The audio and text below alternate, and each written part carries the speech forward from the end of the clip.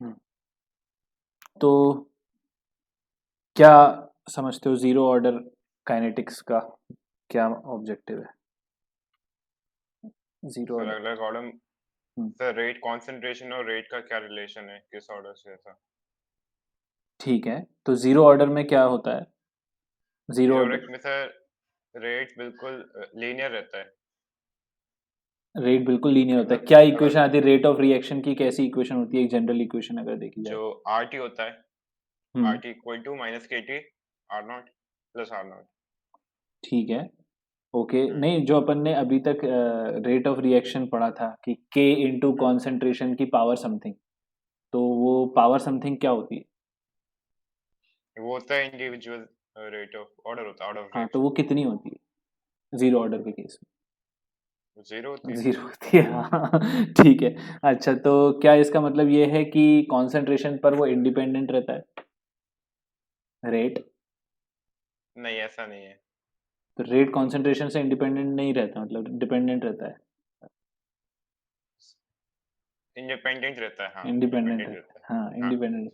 यानी कि वो कांस्टेंट, अगर मैं ग्राफ बनाने जाऊंगा रेट और रेट वर्सेस कॉन्सेंट्रेशन का, तो वो एक स्ट्रेट लाइन आएगी।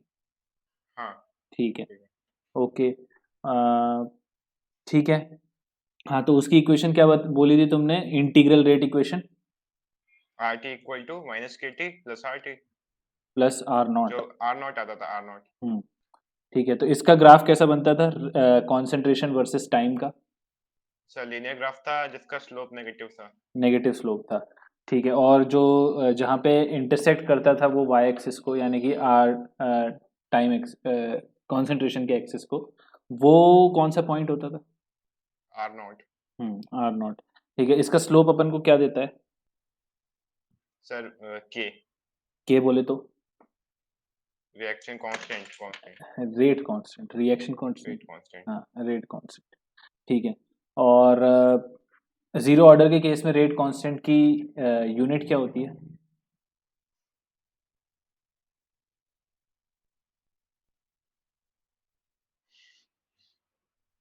हाँ, मोल पर लीटर सेकेंड। मोल पर लीटर सेकेंड? हाँ हाँ।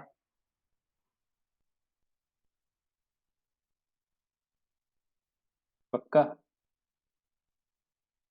हाँ। ठीक है। ओके। अच्छा, हाफ लाइफ कितनी आती है जीरो ऑर्डर की? Sir R naught by two K. R naught by two K, मतलब कांस्टेंट, हम्म। मतलब जितनी भी इनिशियल कॉन्सेंट्रेशन है उससे वो रहेगा। ठीक है। ओके। हाफ लाइफ का मतलब क्या होता है? सर जब 50% रिएक्शन कंप्लीट हो जाता है। 50% रिएक्शन कंप्लीट हो जाता है? मतलब जो चल रहा है वो, हाँ। जो कॉन्सेंट्रेशन है वो 50% कम हो जाता है रिएक्टेंट का, है ना? क्योंकि अब अपन को किसके, अब जो तूने बोला वो भी वही सही ठीक है, लेकिन बात ये है कि रिएक्शन आधी हो गई, इसका ये मतलब नहीं कह सकते कि उसका कॉन्सेंट्रेशन भी आधा हो गया। ठीक है, क्योंकि अगर बहुत सारे अलग अलग अपने पास रिएक्टेंट्स हैं, तो हो सकता है एक आधा हुआ हो एक आधा नहीं हुआ हो, तो अपन ऐसा थोड़ी ना कह सकते हैं कि वो रिएक्शन जो है आधी हुई है कि नहीं हुई है। समझ में आया? तो कॉन्सेंट्रेशन अगर आधा हो गया है तो वो हाफ लाइफ कहलाती है। ठीक है, जीरो ऑर्डर की। ओके, तो ये है। अच्छा, लाइफ टाइम कितनी आती है उसकी जीरो ऑर्डर की? आर नॉट बाई के। आर नॉट बाई के। क्या हर बार हाफ लाइफ का डबल ही होता है लाइफ टाइम, हर बार? जीरो ऑर्डर में तो हमेशा ऐसा होता है। हाँ, जीरो ऑर्डर में होता है, मतलब हाफ लाइफ मतलब हर बार नहीं होता। हाँ, मतलब बाकी ऑर्डर में चेंज होते हैं। ठीक है। ओके। हम्म। तो हाफ लाइफ वर्सेस कॉन्सेंट्रेशन का ग्राफ कैसा आता है? एक बिल्कुल पैरेलल लाइन होती है एक एक्सिस से। Parallel line? Half life versus concentration? अभी तूने बताया था हाफ लाइफ का फॉर्मूला क्या होता है? Are naught by two K. R naught by two K, मतलब आर नॉट से डायरेक्टली प्रोपोर्शनल है। तो कैसी लाइन होनी चाहिए? Constant, parallel? नहीं, कांस्टेंट। मतलब कौन से, मतलब कैसी? एक लीनियर लाइन होनी चाहिए हाँ, कहाँ से ओरिजिनेट होगी वो? जो कि आर नॉट से ओरिजिनेट होगी। नहीं, अरे T half is equals to R naught upon 2k है। हम्म अब मान ले आर नॉट 0 है, हम्म तो टी हाफ कितना होगा? जीरो हो 0 जाएगा। ही होगा, तो 0 ओरिजिन से ओरिजिनेट जीरो होगी। टू, हाँ हाँ ठीक है हाँ, ठीक है। ठीक है। 0 से ओरिजिनेट होगी, राइट? तो कंप्लीशन परसेंट और रिमेनिंग परसेंट में क्या अंतर है?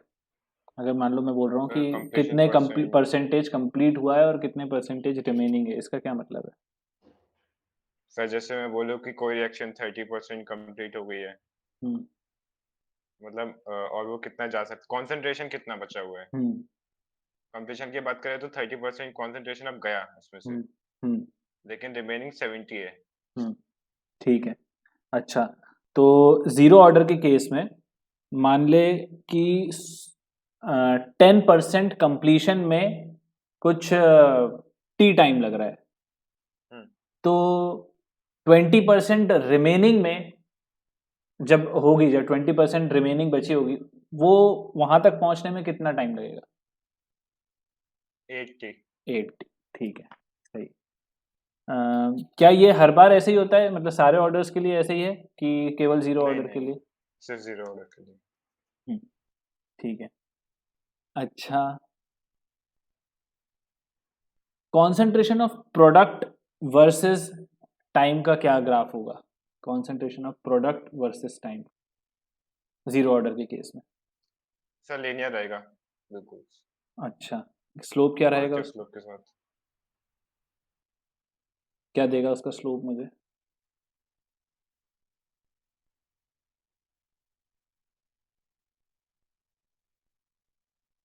ये देगा। रेट कांस्टेंट, ठीक है।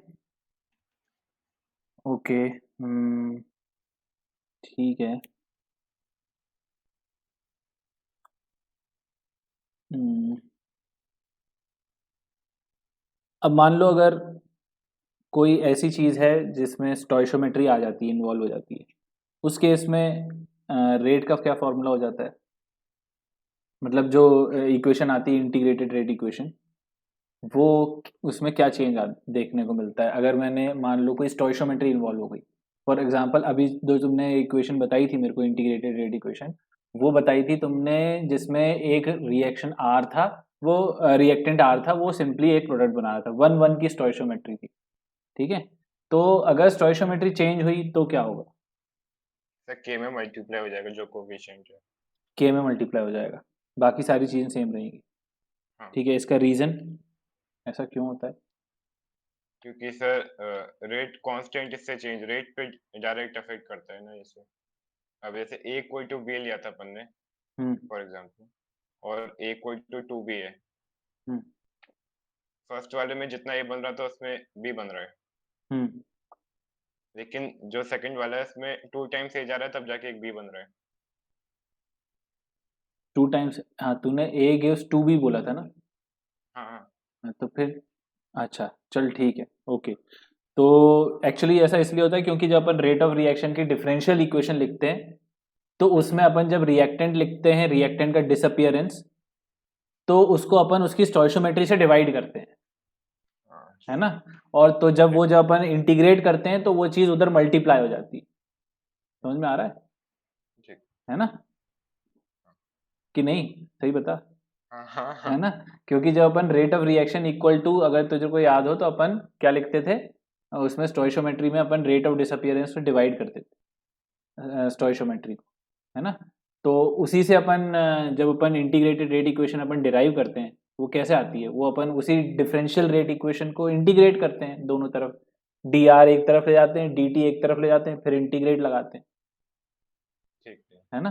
तो जब अपन इंटीग्रेट करेंगे तो स्टोइशियोमेट्री मल्टीप्लाई होती है वहाँ पे, इस वजह से वो जो तूने बोला है सही बोला था कि जो भी स्टोइशियोमेट्री होती है वो के साथ मल्टीप्लाई हो जाती है, करेक्ट? आई बात समझ में कि नहीं?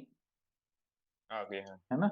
तो अगर अपन को रिएक्शन का के पता करना है, तो जो नहीं, रिएक्टेंट का के पता करना है, तो उसको रिएक्शन के के साथ उसके स्टोइशियोमेट्री को मल्टीप्लाई कर दे, ठीक है, ठीक है। और अब मोर देन वन रिएक्टेंट हो गए तो अब क्या होगी सिचुएशन?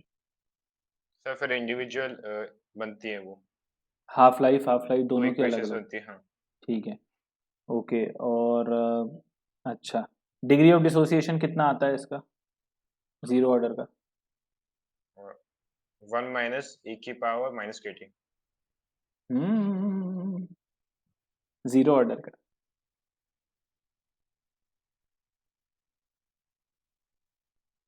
सर डिसोसिएशन कैसे लिखते हैं मतलब इसमें? डिग्री ऑफ डिसोसिएशन क्या आती है?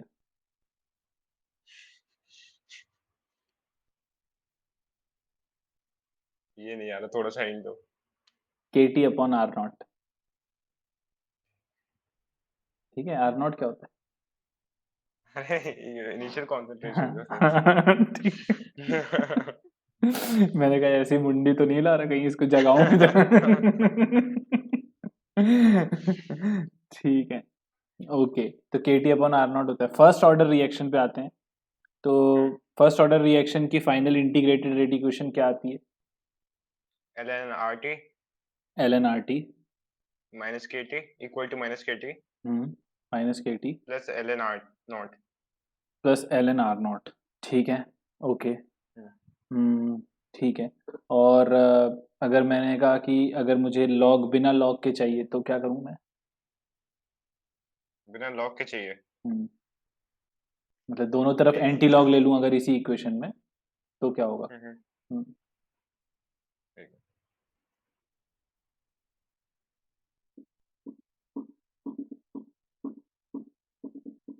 सर बता रहा हूँ, R T by R not hmm, equal to E की पावर माइनस के टी। बिल्कुल ठीक है, सही है। अच्छा, जब मैं ग्राफ बनाऊंगा LNRT वर्सेस T का, ठीक है, तो जो ग्राफ बनेगा फर्स्ट ऑर्डर के लिए LNRT वर्सेस LNR, हाँ LNRT वर्सेस T का, तो जो उसका ग्राफ बनेगा वो क्या होगा? उसका जो स्लोप होगा वो क्या होगा?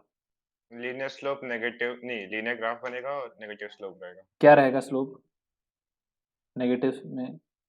माइनस के। माइनस के। और अगर मान लो लॉग RT वर्सेस T का ग्राफ प्लॉट करूं तो? 2.303 के हो जाएगा नहीं, उसका। नहीं, K अपॉन 2.303 डिवाइड में जाएगा। ठीक है, ठीक है, एक मिनट एक minute. Same type of graph रहेगा लेकिन ग्राफ जो है उसमें जो स्लोप रहेगा वो मल्टीप्लाई इंटू 2.303 नहीं होगा, डिवाइड होगा।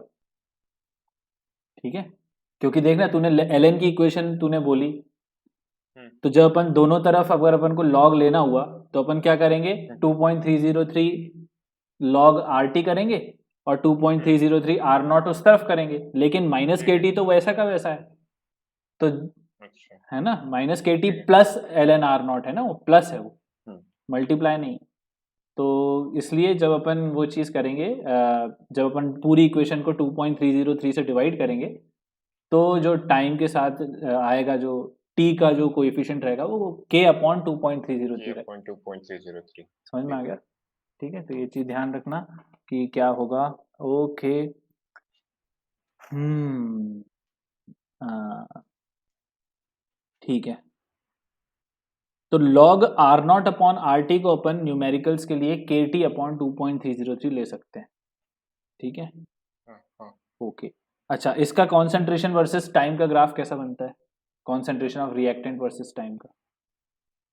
सर एक कैसा गिरते इक्वेशन हाँ, एक्सपोनेंशियल डिके हो रहा है वो, देखना। डिक्रीज अगर तू इक्वेशन देखेगा RT वाली जो अभी मैंने लिखवाई तेरे को, जो तूने मेरे को बोली थी RT upon R not equal to E की पावर माइनस KT, ठीक है, तो R नॉट उस तरफ लेके जा तो क्या हो जाएगा? RT is equal to R not E की पावर माइनस KT, करेक्ट। इसका मतलब यह है कि जो रिएक्टेंट है वो टाइम के साथ एक्सपोनेंशियली डिके हो रहा है क्योंकि माइनस KT है, तो इस वजह से डिक्रीज हो रहा है, करेक्ट है।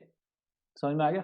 तो ऐसे तो ध्यान रख सकता है। और यही ग्राफ अपन को याद होगा, अपन ने बिल्कुल पहले एक दो लेक्चर में बनाया था कि रिएक्टेंट डिक्रीज होता है और पैरेलली वहां पे प्रोडक्ट जो है वो बढ़ रहा होता है, करेक्ट। उसमें e की पावर प्लस हो जाएगा क्योंकि वो भी एक्सपोनेंशियल राइज है। नहीं एक्सपोनेंशियल नहीं हाँ नहीं नहीं नहीं नहीं नहीं, वो एक्चुअली ऐसा ग्राफ है, एक्सपोनेंशियल राइज का ऐसा ग्राफ जाता है। वो हम्म, हाँ ठीक है, मैं समझ रहा हूँ। ठीक है। अचानक से ऊपर जाता है फिर थोड़ा कम हो जाता है, हाँ, टेन ऐसा क्या? टेन वाला ग्राफ देखा है, 10 का। हाँ हाँ। हाँ वैसा एक्सपोनेंशियल राइज वैसा होता है, और एक्सपोनेंशियल डिके ऐसा होता है जैसा अभी अपना है इसका। हम्म, ठीक है, तो ये चीज़ है। अच्छा, इसकी हाफ लाइफ कितनी आती है? 0.693/k। 0.69। तो इसका मतलब ये है कि ये रिएक्टेंट से इंडिपेंडेंट है कॉन्सेंट्रेशन से, हम्म। तो ये फिक्स ही आएगी हर बार। ठीक है, केवल रेट कांस्टेंट पर डिपेंडेंट। ओके, तो ठीक है। ओके, लाइफ टाइम कितनी आती है इसकी? What is the life time? First order reaction life time. ठीक है।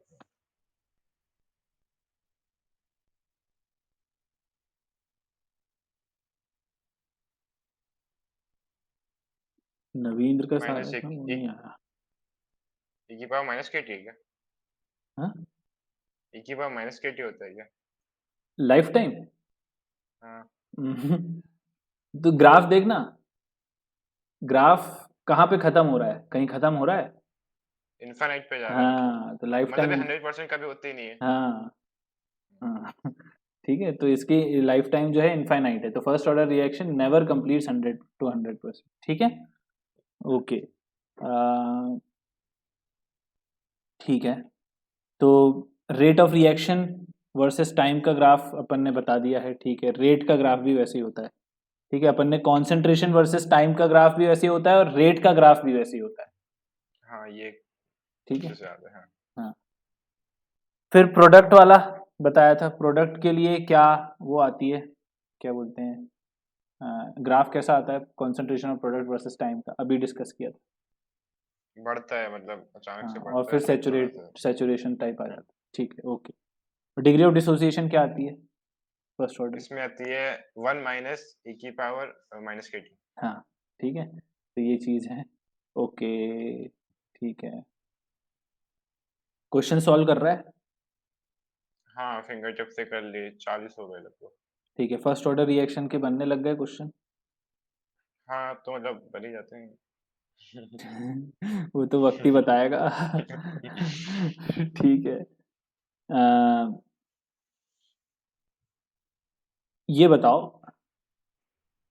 अगर किसी ने बोला कि T1/3 है, ठीक है, हम्म। T1/3, तो ये T1/3 कंप्लीशन बता रहा है कि रिमेनिंग बता रहा है? रिमेनिंग बता रहा है। T1/3 मतलब T1/3 मतलब 1/3 रिएक्शन हो चुका है टाइम, और 2/3 बचा है। हम्म हाँ। हम्म ठीक है, तो इसके लिए अपन वो कैसे लिखेंगे, क्या बोलते हैं, टी हाफ, मतलब टी हाफ नहीं, सॉरी, मतलब फर्स्ट ऑर्डर रिएक्शन के लिए T1/3 की इक्वेशन क्या आएगी, जैसे मुझे निकालना हो?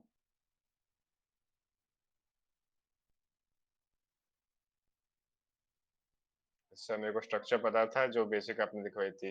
हम्म 1/1 माइनस फ्रैक्शन, हाँ हाँ, यही होती थी ना? 1/1 - फ्रैक्शन, ये तूने उतना पार्ट तो सही बोला, लेकिन उसके अलावा भी बहुत सारी चीजें थी। अच्छा स्ट्रक्चर में तूने केवल एक ही ईंट लगाई है। अच्छा। हम्म।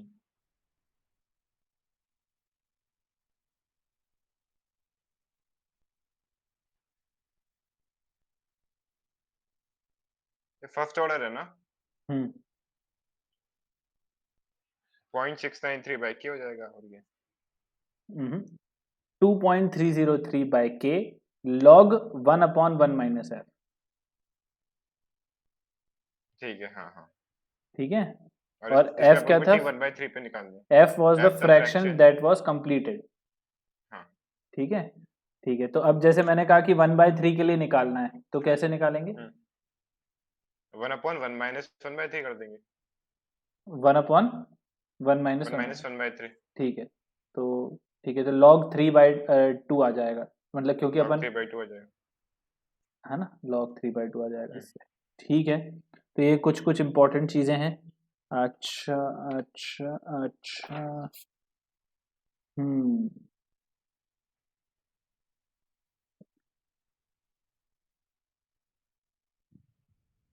75%, टी 75% जो होता है फर्स्ट ऑर्डर के लिए, हम्म वो हाफ लाइफ से कितना कैसे रिलेटेड है? सर 2 टाइम्स होता है 50% के। 2 टाइम्स होता है, इसको कैसे प्रूफ करेंगे अपन? सर ये नहीं पता सर। क्यों? 75% मतलब क्या होता है? 3/4 कंप्लीशन। इसमें रख लेंगे जो अपने इक्वेशन लिखी है बस। हाँ, लेकिन हाँ उसमें अपन ने फिर वही है कि उसको टी हाफ से भी रिलेट करना है। हम्म हम्म हाँ तो 2 बार लिख लूंगा फिर इनको इक्वेट करा दूंगा। बहुत बढ़िया बेटा। अच्छा, ठीक है। ओके, तो एक्चुअली उसमें टी 50% जब अपन निकालेंगे, तो 50% जब निकालेंगे तो जो तूने फॉर्मूला अभी लिखा है उसमें लिख, उसमें लिख अभी। 50% का 50%, हाँ 50% है हाफ, टी हाफ। 2 log 2 आ जाएगा जो भी होगा हाँ 2.303 2.303 अपॉन बाई के के log 2। लॉग 2। ठीक है, अब हाँ तो 0.3 75%, होता है। 75% के लिए क्या करेंगे? 75% के 2.303 लॉग 3/4 3/4 4 log 4 आएगा। लॉग 4 आएगा, है ना, क्योंकि 1/1 माइनस है फिर। अच्छा फिर वो 2 का स्क्वायर हो जाएगा तो पूरे में 2 मल्टीप्लाई हो जाएगा। हाँ करेक्ट। ठीक है। हाँ, तो इसलिए तो से 2 टू टाइम्स निकल टाइम्स हो आएगा। जाएगा। करेक्ट। हाँ हाँ, हाँ ठीक है। ओके, ठीक है। अब मुझे बता, nth ऑर्डर के लिए क्या काइनेटिक्स कहती है? इसकी क्या बोलते हैं इक्वेशन बताऊं? Hmm sir 1/n-1 into k 1 minus n-k 1/n-k। 1/n-k। हाँ फिर इक्वल टू 1/RT की पावर n-1 एक मिनट, तू किसका किसका किसका कौन सा फॉर्मूला बता रहा है तू? nth ऑर्डर का जो अपन जब अपने 3 कंपैरिजन करवाए थे हाँ वो वाला। हाँ, तो उसमें nth के लिए, हाँ, वन अब T equal to. t equal to हाँ 1/k हाँ, उसमें n-1 मल्टीप्लाई हो जाएगा ठीक है। इंटू 1/RT की पावर n-1 प्लस 1/R0 की power n-1 minus n-1 minus plus, जो तूने प्लस बोला ना, माइनस। अच्छा ठीक है R0 minus one minus. Upon R naught की पावर n माइनस। ठीक है, तो ये कैसे निकाले थे अपन? ये केवल एनालॉजी से देखे थे, सेकंड और थर्ड। हाँ ठीक है। ओके, इसके बाद तो चीज़ें आसान थी। हाफ लाइफ भी अपन निकाल सकते हैं किसी के लिए भी। हाफ लाइफ कितनी आई थी nth ऑर्डर के लिए, किसके प्रोपोर्शनल थी, इतना बता दो। सर जो क्या बोलते हैं nth ऑर्डर के लिए। कॉन्सेंट्रेशन होता था हाँ, इसकी 1 - n उसकी पावर 1 - n। 1 ठीक है। माइनस। हाँ हाँ, ठीक है। Okay okay.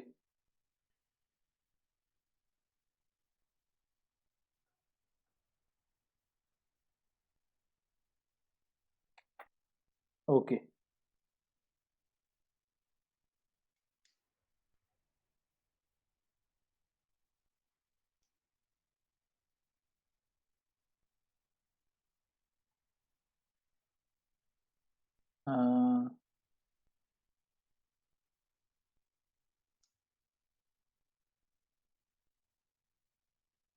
दो रिएक्शन है अपने पास, हम्म दोनों का जो इनिशियल कॉन्सेंट्रेशन है वो अलग अलग है, मतलब रिएक्शन सेम हो रही है लेकिन इनिशियल कॉन्सेंट्रेशन अलग अलग है। हम्म ठीक है, और nth ऑर्डर रिएक्शन, तो टी हाफ के रेशोज क्या होंगे? What is the ratio of T half of both the reaction? ठीक है क्या दो इक्वेशन दी हुई हैं अलग अलग उनके नहीं नहीं, दो इनिशियल रिएक्शन है, दो same type of hmm reaction है। ठीक है, सेम रिएक्शन है, मतलब मान लो आर से पी जा रहा है, दूसरा भी आर से पी जा रहा है। ठीक हम्म है, लेकिन हम्म इनिशियल कॉन्सेंट्रेशन अलग अलग है, और nth ऑर्डर रिएक्शन है। हम्म ठीक है, nth ऑर्डर रिएक्शन है। तो मुझे बताओ कि उसकी हाफ लाइफ के रेशोज क्या होंगे? What will be the ratio of half life? सब होगा कॉन्सेंट्रेशन की पावर, जो कॉन्सेंट्रेशन 1 हाँ उसकी 1 माइनस n हाँ डिवाइड बाय कॉन्सेंट्रेशन ऑफ 2 उसकी पावर 1 माइनस n। हाँ ठीक है ना, मतलब तूने डायरेक्टली वो टी हाफ की प्रोपोर्शनैलिटी का यूज किया। हाँ, ठीक है। क्योंकि बाकी कांस्टेंट तो करेंगे। हम्म ठीक है। nth ऑर्डर का ग्राफ कैसा आता है? सब प्लस आता है, लीनियर ग्राफ प्लस स्लोप के साथ। अच्छा, कॉन्सेंट्रेशन वर्सेस टाइम का? हाँ हाँ, पक्का? पक्का। 1 अपॉन कॉन्सेंट्रेशन वर्सेस टाइम का।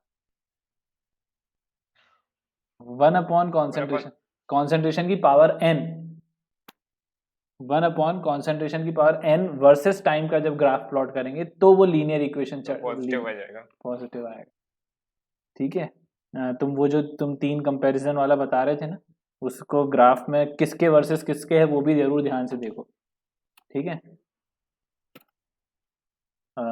ठीक है, इतना ही किया होगा तुमने अभी। हाँ, मॉलिक्युलरिटी बस एक दो पढ़ी है, बस क्या होता है, ठीक है, क्या समझे मॉलिक्युलरिटी से? मतलब कितने मॉलिक्यूल से एटम्स पार्टिसिपेट कर रहे हैं उस रिएक्शन में। क्लास में जो मैं क्वेश्चन करा रहा हूँ वो समझ में आ रहे हैं? हाँ, मतलब अभी जो 6th वाले लेक्चर के देखे थे वो तो इजी से ही थे काफी। पॉज करके ट्राई करते हो? जरूरत भी नहीं पड़ती, अपने आप ही बन जाता है। जूता अरे सही मारूंगा। में बहुत इजी यार वो, अरे सही में। क्योंकि वो रेट से रिलेटेड रहते हैं तो ज्यादा प्रॉब्लम नहीं है। इंटीग्रेटेड रेट लॉ मेथड समझ में आया, हिट एंड ट्राई वाला? नहीं, वो नहीं आया समझ में? पूरा नहीं है, बस मेरे को इतना पड़ा है कि जो जीरो ऑर्डर के लिए होता है उसमें डिफरेंस कैलकुलेट कर लो, इक्वल आ गया तो जीरो ऑर्डर का हो गया, हाँ, और बाकी पहले कभी चेक क्लियर नहीं करो है। कि वो जीरो ऑर्डर है कि नहीं है। ठीक है। और अगर नहीं तो फिर फर्स्ट ऑर्डर के लिए चेक करो, फिर सेकंड ऑर्डर के लिए, ऐसे करते जाओ।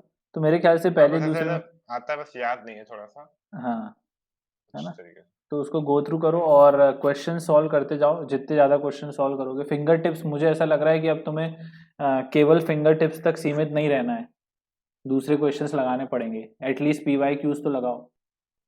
ठीक है ना? तो PYQs लगाते रहो, नहीं तो फिर बाद में वो इंक्रीज हो जाएगा। ठीक है। ये नवीन ने मेरे को एक टेक्स्ट नहीं किया, चलो, कि सर हो गया है टाइम, कर दो। 6:50 का टाइम था उसका। तो साथ पहुंच हो गया। हम्म, ठीक है, अब जो भी है, चलो, बाय बाय। बाय।